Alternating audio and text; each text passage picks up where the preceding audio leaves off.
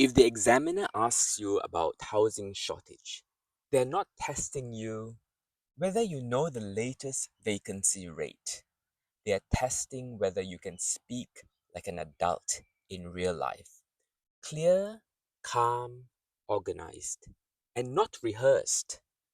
This is one of those IELTS themes where the smartest move is to focus on delivery, not data. So here's the first Band 8 9 skill. You can openly say you don't have the exact numbers and then still speak confidently. Try phrases like, I'm not up to the latest figures, but this is my impression. Or, this is my understanding from what I've seen. That doesn't weaken you. It shows honesty and control. And the key is this: say it once, then move on. Don't apologize twice. Next, start broad and define the topic in plain English. Define your angle. So I usually frame housing shortage as a mixture of affordability and availability. So there are two words here that you can learn, not to recite, but to learn and practice until it rolls off your tongue. Affordability, availability, affordability and availability. There are not enough homes in places where people need them. And the ones that exist are priced higher than many people can handle. So that's enough to build a coherent answer in your speaking test. Choose. Choose an angle that fits your strength. Some candidates are story people, so tell your story. Some are comparison people, so compare. Compare you and your friends, compare this city with that city. Some, however, are calm analysis people. You may know some data, use it if you do. So, Band 8, 9 is not about doing everything. It's about doing one thing, one or two things, and do it very well with confidence and with clear linking. Let's use Brisbane, that's where I live, as the main example, because real place based speaking sounds natural. You can say, in Brisbane or wherever you are, in Hong Kong, in London. So in Brisbane, yes, Brisbane used to be more affordable than Sydney, but that gap has narrowed. Notice those time phrases: used to be, has changed, has narrowed. That's a sequence. That's fluent spoken English because it shows change over time. Then add one simple observation.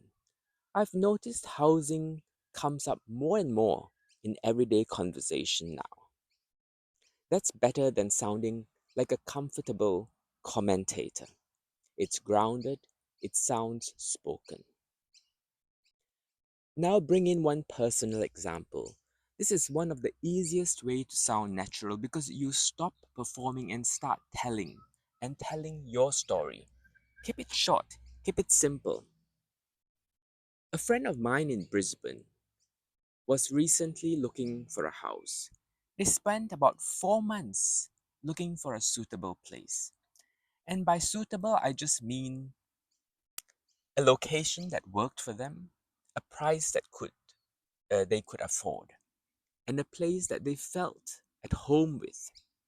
It doesn't mean luxury. The big pressure was competition. Even when they found something decent, there were so many other people chasing the same small pool of affordable options. That experience helped me understand what most people are experiencing and what they mean when they say shortage of housing. It's not just prices, it's choice narrowing, and everything becomes a race. After a story, you want a reflection sentence, not a speech. Just one line, something like, That kind of experience turns housing into a daily stress, something personal, not just a theoretical debate that you read in the newspaper. So that sentence lifts your answer without becoming academic. Now you can widen into trade offs if you want, which is a band 8-9 move because it shows balanced thinking. When housing gets expensive, people trade one thing for another. They might accept a longer commute to pay less rent, or they choose a smaller home to stay closer to work, or they move further out and feel less connected with their community. Trade offs are useful because they help you extend naturally the discussion. One idea leads to the next without listing them. Now add another city, Sydney as an example, as a comparison, but keep the tone measured. You don't need drama. You can say, compared to Sydney, Brisbane is still achievable, still affordable for some people, but it's no longer cheap. Then one line about Sydney. In Sydney, the housing pressure feels more established. People expect it and they plan their lives around it.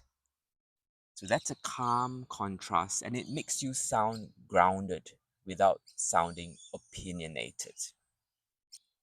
The examiner might ask you questions in between. If he or she asks about causes, do two, not 10. One cause is population growth in major cities. Another is the housing supply. It doesn't keep up with the demand. Then explain the consequences in everyday language. When more people are chasing newer and fewer homes, rents and prices rise and the competition gets intense. So it's clear, no jargon. If the examiner asks about solutions, also stay realistic and balanced.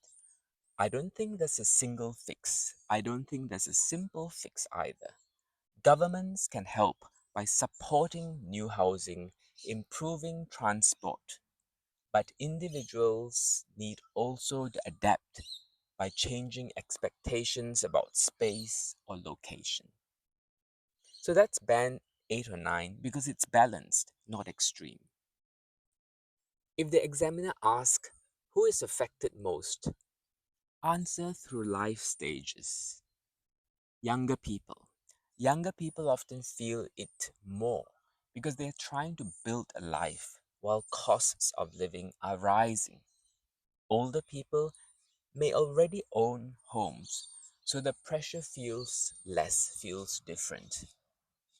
That phrase feels different, feel less. It's very natural to handle nuances. It's a feeling. I feel that it's the younger people. I feel that this and this. And if the examiner asks about the future, don't predict confidently. Say, I think. Yes, I think, or I feel even. I think that it will remain a challenge in cities like Brisbane and Sydney.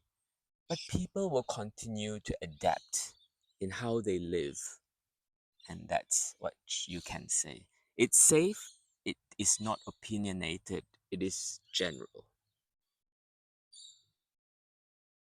So here's the core strategy you can use on any serious topic. Start broad, define in plain English your area that you like to talk about, whether it's just experience, your personal story, or something more concrete based on facts if you know them. Choose the one strong angle, trade offs, and comparison.